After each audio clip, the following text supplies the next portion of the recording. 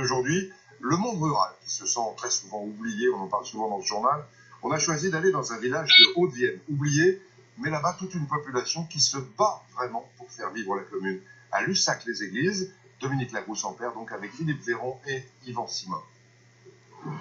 Si vous suivez cette route départementale jusqu'à la place de l'église, un regard suffit pour saisir toute la fragilité d'un village. D'un côté, des commerces, quand Lussac-les-Églises était prospère du temps de l'exploitation de la mine d'uranium à 10 km de là. 1500 personnes habitaient ici. 30 ans plus tard, ils ne sont plus que 510. Alors, l'urgence, aujourd'hui, à Lussac, se prendre en main. Le plus important, ça serait de faire venir du monde, rénover des maisons, et puis tout le reste. On est bien loin d'un conseil municipal habituel. C'est ça, le plus important aujourd'hui, c'est ça. Donc, Une fois par semaine, autour du maire, ce sont les habitants qui impulsent les idées. Ils n'attendent plus rien des politiques. On est loin de beaucoup de villes, donc on nous oublie. On a envie que ce village vive, et vive le mieux possible. Si on ne se manifeste pas, on nous oublie.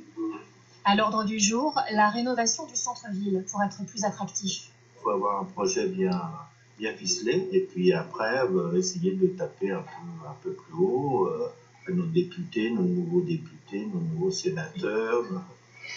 Ce qu'ils attendent des institutions. Alors, voilà une maison qui est à vendre à Lussac. Qu'elles les écoutent. Maison qui est très intéressante. Ils estiment qu'ils sont les mieux placés pour savoir ce dont a besoin leur commune. J'ai été chef d'entreprise.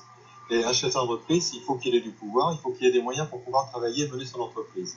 Je pense qu'aujourd'hui, un maire, pour qui est le responsable de sa commune, doit avoir des moyens. Et je trouve qu'aujourd'hui, il n'y en a pas. Aujourd'hui, ça part trop ailleurs. Il faudrait revenir et donner des moyens au maire. On lui donne des responsabilités, mais qu'on lui donne aussi les moyens à côté.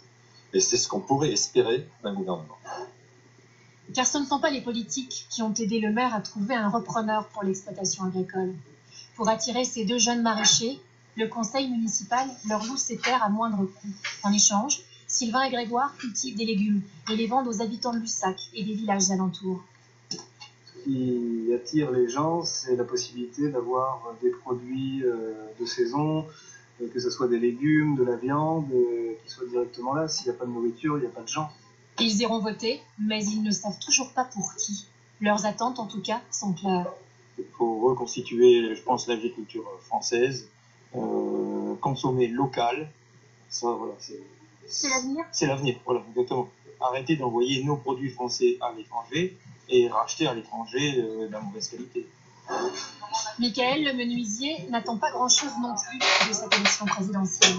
Quand il a monté son entreprise il y a 8 ans, il n'a dû compter que sur lui-même. Ma création d'entreprise devait être aidée par la région, par pas mal de personnes, mais à la fin du compte, j'ai rien eu. On nous promet beaucoup de choses, que ce soit dans le monde politique ou dans le monde privé, mais après on peut promettre et puis faire, c'est deux mondes différents.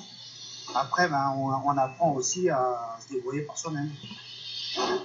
Face à l'exode rural, combien de temps encore pourra résister le village de Lussac et sa caserne de pompiers, seul centre de secours pour une dizaine de communes de la région? Actuellement, ils ne sont plus que 12 pompiers, tous volontaires. 12, c'est vraiment un nombre limité puisqu'on considère qu'un centre vit à partir de 20. Pourquoi pas délocaliser des usines ou quelque chose dans nos campagnes moi, s'il y a une usine qui arrive demain, peut-être que je trouverai des pompiers de plus et je sauverai ce centre. Et l'école aussi. Ce couple d'instituteurs a fait le choix d'enseigner ici, mais ils sont parfaitement conscients de la situation. À l'heure actuelle, 31 élèves de la région sont scolarisés. À 3 élèves près, on a une fermeture de classe. Et donc, plus qu'une classe ici. Voilà. Donc nous, à une classe, on partira sûrement. La devise du village, faire, et tout en faisant, se faire.